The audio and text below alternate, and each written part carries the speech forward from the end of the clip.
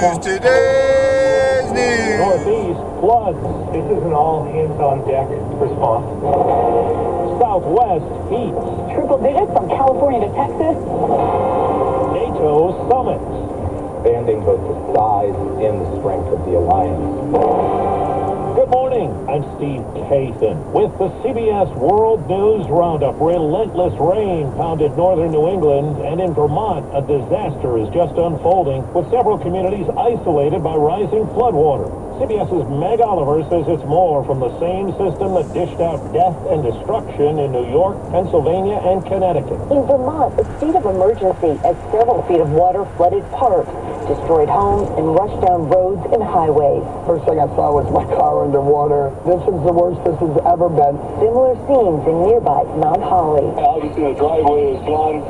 Our truck out front looks like it washed away a little bit. Nikki and J.E. Mel are stranded at their home after floodwaters overwhelmed their driveway. When you look out the window and you see a 60-foot wide river going through your front yard.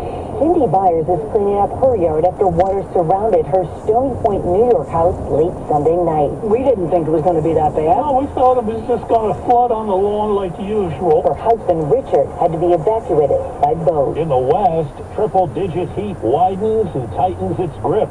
The Weather Channel's Stephanie Abrams. Today, above-average temps get into Denver and Salt Lake City. By the end of the week, it's going to make its way all the way up into the northwest. The forecast high in Denver today is 97. It'll top 110 again in parts of Arizona. In Southern California, several homes have been destroyed and more are threatened by a landslide in Rolling Hills Estates just south of L.A. Weber Yen's home has slipped and collapsed.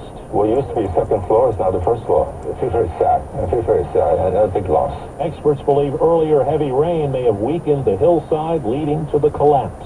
Overseas, CBS's Nancy Cordes is in Lithuania covering the NATO summit.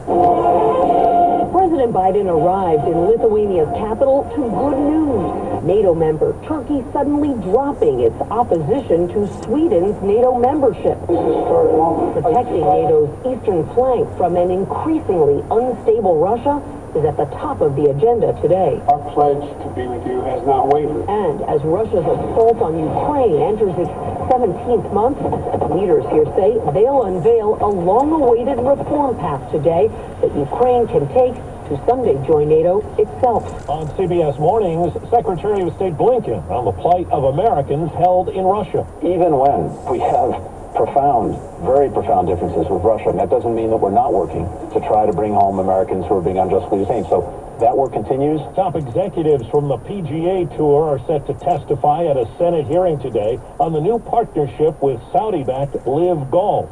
Here's CBS's Scott McFarland. U.S. senators will question two PGA Tour officials who brokered the deal. As for Live Golf, the company declined to have its executive, longtime golf icon Greg Norman, appear to testify, citing conflicts. They're not just buying a team, they're buying a whole sport. Democratic Senator Richard Blumenthal of Connecticut initiated the probe to look into whether the Saudis are investigating so deeply in popular U.S. sports to soften the image of a nation long accused of human rights abuses. The monarchy is taking over, apparently, this cherished American institution for the clear purpose of cleansing its public image. And there is a bipartisan push to get answers from Republican Senator Josh Hawley of Missouri. Is this an attempt to get rid of a competitor?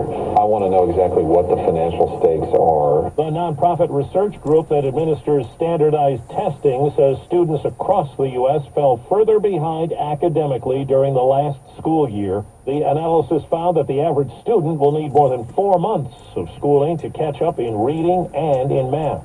4 minutes after the hour. Steve? Well, that's today's news. I didn't hear any good news, did you? I didn't think so. I guess it's all about perspective. The glass is half full. Well, as always, I want to thank you again for coming along with me on these Dash Cam News adventures. You know the drill.